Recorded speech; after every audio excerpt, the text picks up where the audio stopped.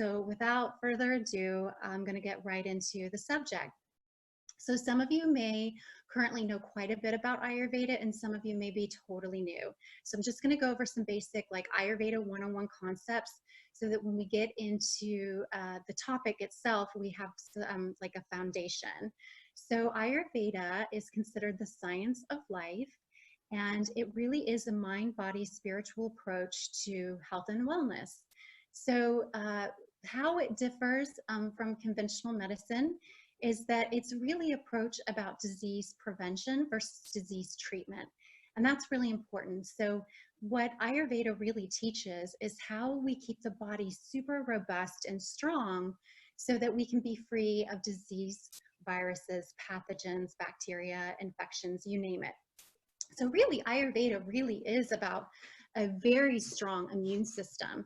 And so with that in mind, even though it's a holistic model and it's very different than conventional medicine, I just want you to keep an open mind to this presentation as we move forward.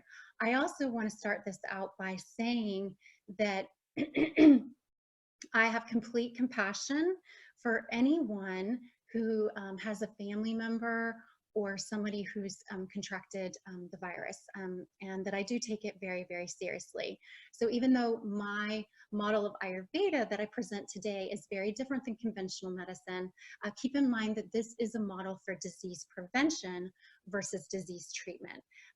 But there's a lot of power in that, and that's what we'll get into today, and I think that this will be very eye-opening. So basically what I like to do and what has been my passion is to take this science of life, of science of living, and see how it applies in the modern world, because really this science was developed 5,000 years ago, and now we live in a very vastly different world than we did then. So, you know, people were more connected to nature. You know, we didn't have all the technology that we do today. And so our world looks vastly different. And so it's been my passion to really merge Ayurveda with integrative health and to see how we can apply this today. So of all of the different models out there, integrative health is really the most compatible that I have seen with Ayurveda. So Ayurveda looks at the body not from a reductionist viewpoint that each system is separate from another, which is more where we are in modern, where we have been in modern medicine, and rather that the body is seen as a whole. And this will make a lot of sense as we start to talk about viruses and the external world versus our internal world.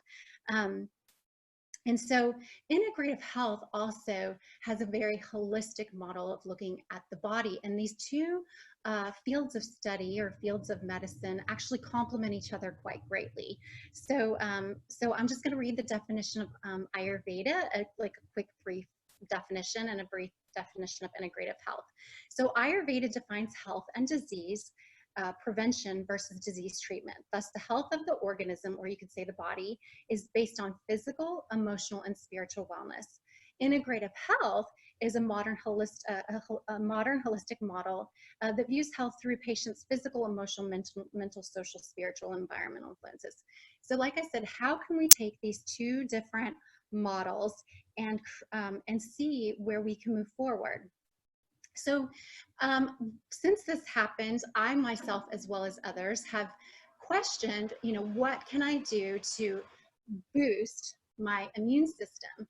And what I would say is let's look at, because if, say, we were to contract, whether it be a virus or infection or bacteria, our body is designed to go in and attack anything that that's an invader, if you will. And so we have an immune response that's going to happen. And how strong that immune response is an interesting question. So what I would like you to think about today is, yes, we can definitely do things to immune boost. But what we don't want is like a cytokine storm where the whole body sees itself under attack. So what we really need to do, even though we can do things, of course, to immune boost, is we need to think about the immune system as immune resiliency. So think about the difference. Like boost is a short-term, quick fix to an immune response, whereas immune resiliency is a long-term strategy for immune health. So really, Ayurveda has so many practices and so many things that we don't even have time to get into today that are about immune boosting. So I just did a webinar a couple weeks ago on digestive health. So you can go back and see that other webinar that I did on digestive health.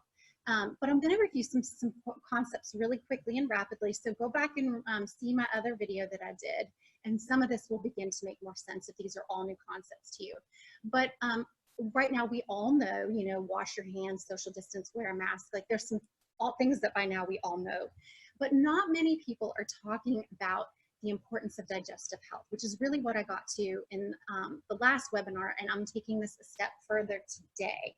So in Ayurveda, our digestive health, how strong our digestive fire is, called agni, is essential to health and to immunity.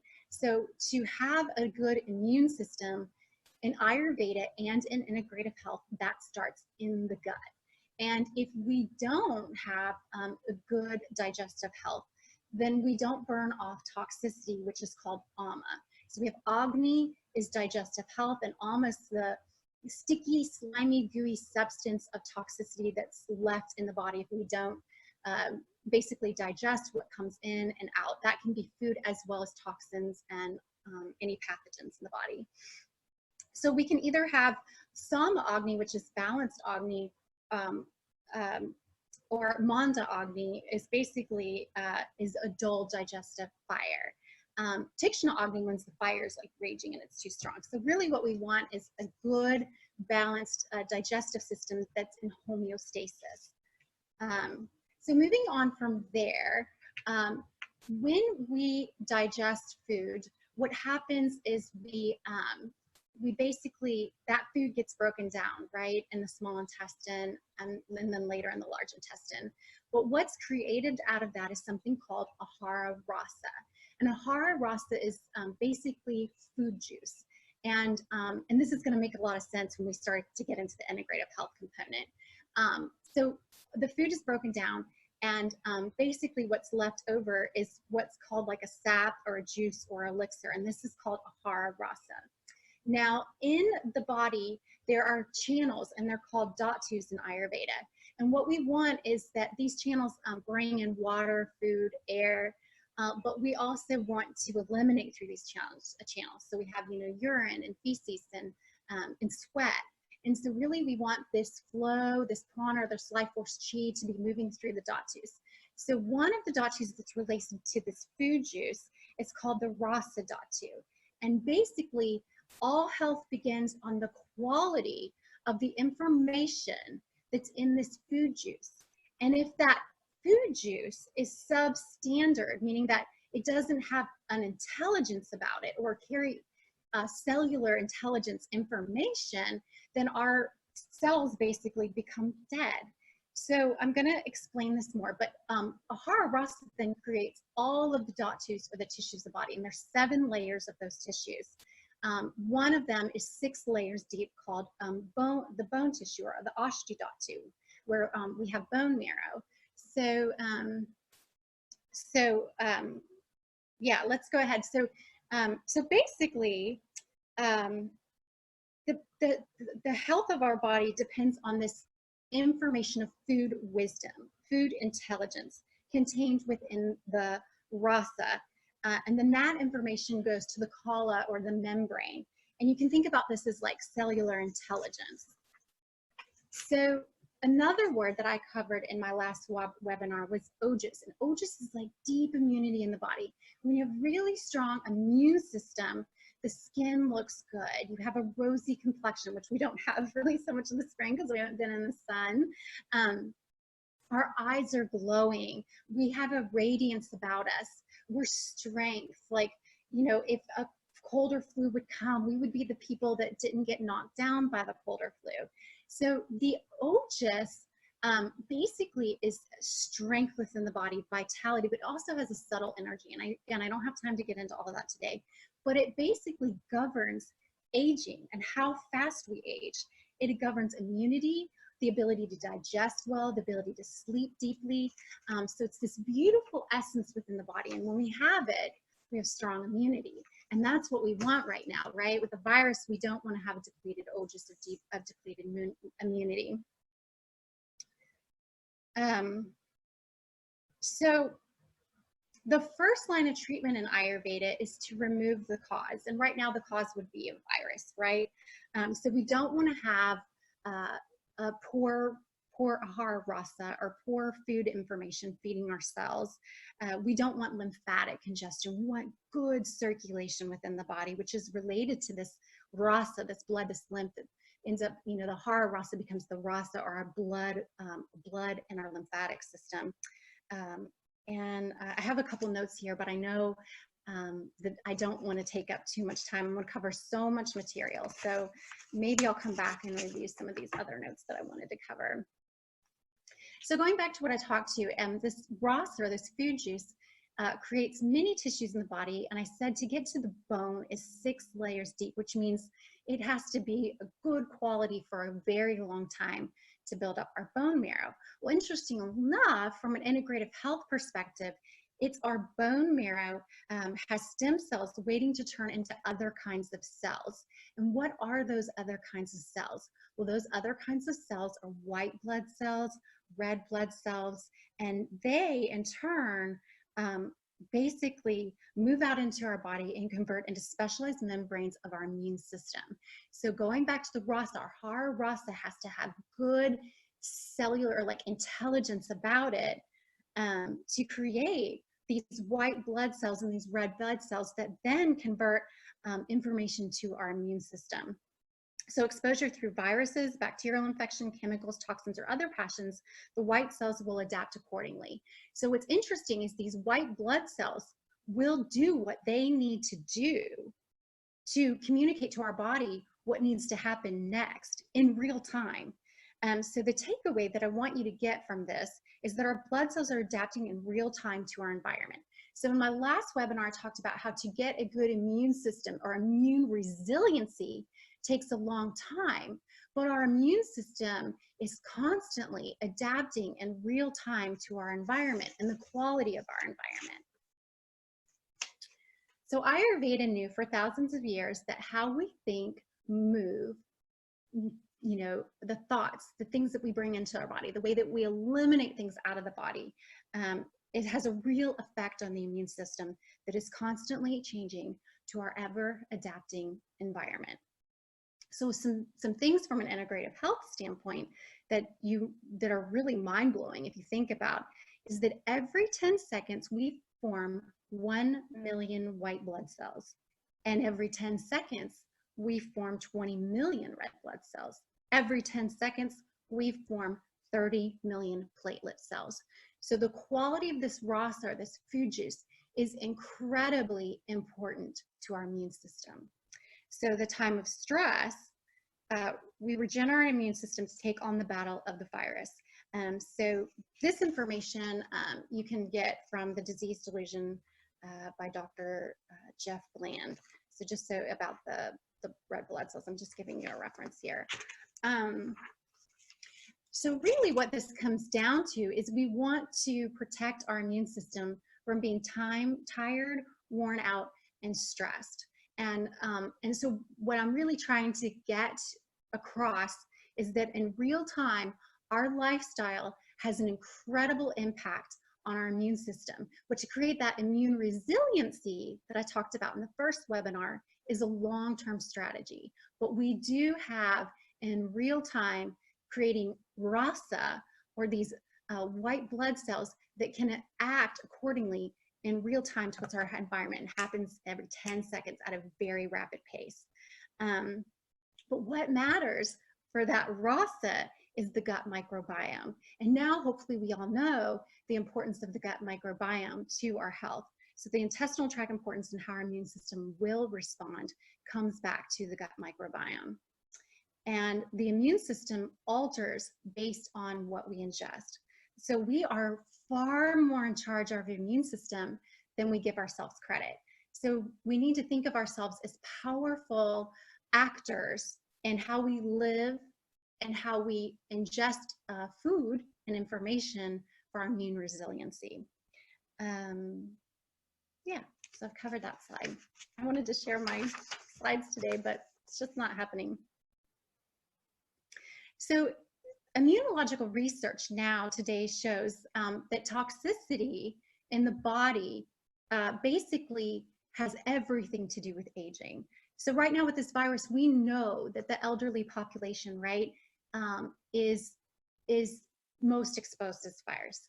And now we see too that it's not just the elderly population, but even younger people, you know, are also getting the virus. And so they're now saying, look, you know, young people are also not immune to this.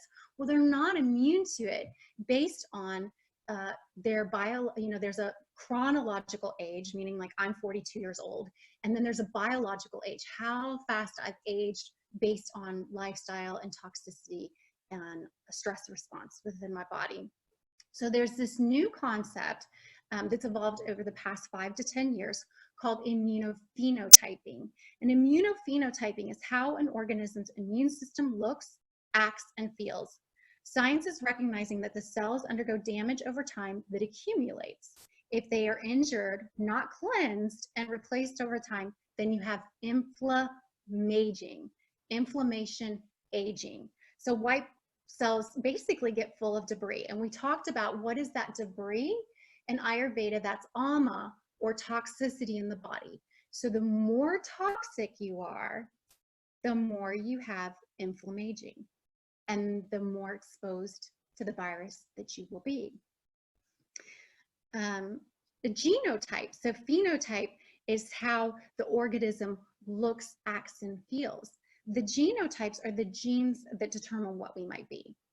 Interestingly enough, our genotype is less than 5% of our DNA. So how does this all relate to the virus? Due to inflammaging, the body is already in an injured state. Cells are dying off faster than they're being replenished. So what Ayurveda teaches us is that we want to rejuvenate and renew and heal ourselves faster than we are aging. And we now know that that's possible through new biology. So right now, what we see in mainstream media is that the virus, COVID-19, is a single agent acting on its own, and that exposure would lead to an infection. What integrative health and new biology is discovering is that an external agent to take over, it has to go against defenses, has to go against the immune system. If strong, then it cannot take over the organism in the same way.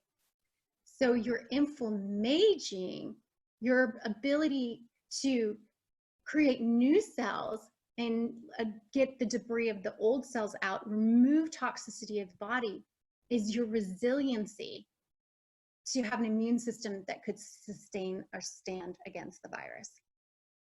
So I want you to really get this concept, because right now we give our power over to a virus that that virus is a single agent acting on the body. And if you think about it, that virus is not a single agent. It has to commune or dialogue with the immune system, or the immune system's defense response. So your nutritional status matters in your inflammaging and your ability to have a resilient immune system. So there's something called the human virome, and no one's talking about this, I don't think, really, except for people that are really on the forefront of science and integrative health and alternative medicine. And I mean, there are, of course, researchers studying viruses and vaccines, but the virome used to be seen as the junk DNA. So if you remember, I just talked about the genotype is like 5% of what makes up this physical body is just the genotype. But how I look, act, and feel in my immune system response is the other 95%. So there are 100,000 pieces of viral DNA in our body. And I have an image here. I don't know if it'll show in the slide, but I put this out on my social media. This is the human virome. These are all the viruses that have been in our body from evolutionary time, probably from the beginning of humans, all the viruses that we've collected that our DNA contains information on.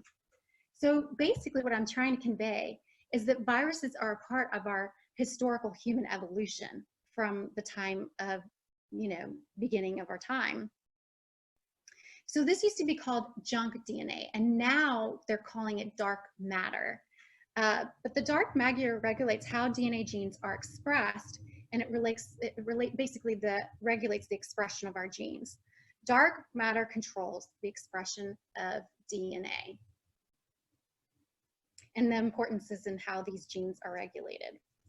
So this is all like the forefront of medicine, right? And very interesting right now. What's interesting is that the microbiome and viruses express their messages into our DNA. So we actually have less human DNA than we are bacterial DNA.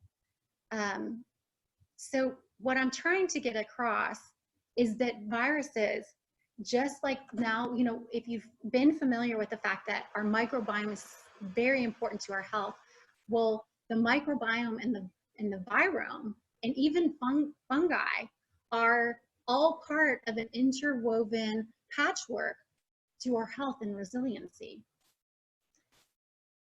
I want to give an example of this. So if you're familiar with like modern day farming and agriculture, there's not a lot of diversity, and the soil is quite depleted.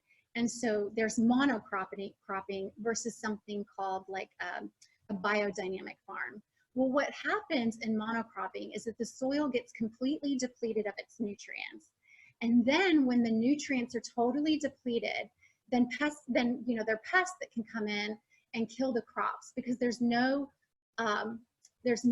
good soil, because it's totally dead. It's like dead soil. It's lost all of its own intelligence. But the more diverse the soil is, and it's not dead, then crops can actually be organic, and they can be resilient. Back to this word resilient, against any pathogens that would try to attack the plant. So plants have their own cellular intelligence to protect themselves, but they need diversity. And we co-evolved with plants, and this is where this gets really interesting. There's a book called The Big Little Farm, and I highly recommend it because it explains this much more in depth in soil depletion and biodiversity of the soil. So just like the soil, if our soil is depleted, we're not going to have a good microbiome in our gut, and that's what we need. So another forefront of science is something called exosomes, and exosomes are carriers of RNA information, or the expression of the human genome. I'm just going to read a few things because this is all new to me as well, and I'm learning as I've been integrating this in with my Ayurveda. So all cells secrete what looks like viruses or invisible particles, or exosomes, and they carry potent genetic information. Exosomes are created by the plant food that we eat. Plants have potent genetic information in them, and exosomes carry microRNAs known to govern expression of protein-coding gene in the human genome. So what does this mean? The takeaway is that plant wisdom imparts its wisdom into our body, and that food is information. So going back to that concept of Ahara Rasa, this food juice, if it doesn't have information or cellular intelligence to convey to our microbiome, it's basically dead food, and we don't have an immune system. So if we kill off the microbiome, and also now we've learned viruses that are a part of our human evolution and our immune resiliency, we would die, because we have no way for this. Basically, our RNA wouldn't have anything to communicate with, because remember when I talked about the white blood cells, they act accordingly in real time to what's happening, coming in and out of the body. Our microbiome is 3 to 4 pounds in our body. If you took away the trillions of viruses, bacteria, and fungi that can coexist with the human cells, only 1% of that genetic material remains. And the remaining 1% contributing to the DNA collective gene pool of the whole bond is at least 8% is retroviral, the same category of HIV origin. So I know this is heavy and this is a lot, and I've been digesting it too. And if you want, I can send more information out. But what I'm really trying to convey is that plants have just like if you think of a cell, it has this little bubble called an exosome. And this exosome basically has information to share and to transfer and communicate with our RNA, our intelligence. So from the beginning of time, humans have been eating real wholesome food until modern day, until like World War II, when we started, creating packaged foods, dead foods. So if we don't have this microRNA creating intelligence with our cells or my microbiome, then we don't have a strong immune system. So 20 to 25,000 protein coding genes. So when they looked at the human genome, they were like, oh, there's 20,000 protein coding genes. And just like I talked about, the other 95% is called dark matter. And that dark matter consists of viruses in our, in our human evolution. So plants co-evolved with animal life, and there's an interdependency genetically. So we have to have this cellular plant wisdom intelligence to create our own intelligence. Exosomes are how cells communicate with one another, and they carry information to change the behavior of neighboring cells. The virome and microbiome are inseparable, and exosomes is how cells communicate with other cells in the body. So I know again that this has been a lot. I have a couple more slides that I wanted to cover. And we will definitely look at this stuff more, but I want to bring this all full circle to Ayurveda. In Ayurveda, whatever happens on the microcosm happens in the macrocosm. Whatever happens in the macrocosm happens on the microcosm. And right now what we see is that viruses are seen, just like bacteria used to be seen, as something to be eradicated. And of course, that can be good or bad, depending on your immune resiliency. If we were to, just like I showed you, kill off all viruses that communicate cellular intelligence and resiliency with the gut microbiome, we would die. So what I invite you to do is get really curious about long-term immune resiliency, having a very strong, good microbiome. Because as we've seen, those who are resilient really don't show much signs or symptoms of the virus. And of course, I'm not, advocating for anything here. I'm sharing information because this gets really sticky, and I know very emotional and very fear-based about viruses. I really am trying to convey that our immune resiliency is within our own power, and we have the ability to take matter into our own hands and really have a strong microbiome. And if we were, then and I said this in my last one, if we were to get the virus, our immune system would be able to handle that, just like we've seen with many people who've barely been symptomatic. And in turn, our body would create antibodies to, if we came across that virus again, our body would continue to be resilient. And then our human virome would have a greater picture of resiliency. So it comes full circle. We are a patchwork of all living things, bacteria, the microbiome, plants, that we're not separate, and it's an intelligent patchwork of how we live. And Ayurveda is really the science of life. So I'm going to leave you with a few quotes, and I hope that this opens up a lot of thinking and a lot of curiosity around long-term anti-aging and resiliency. An Ayurvedic proverb: when diet is wrong, medicine is of no use. When diet is correct, medicine is of no need. Ayurveda is the science of life, and it has a very basic, simple kind of approach, which is that we are part of the universe, and the universe is intelligent, and the human body is part of the cosmic body.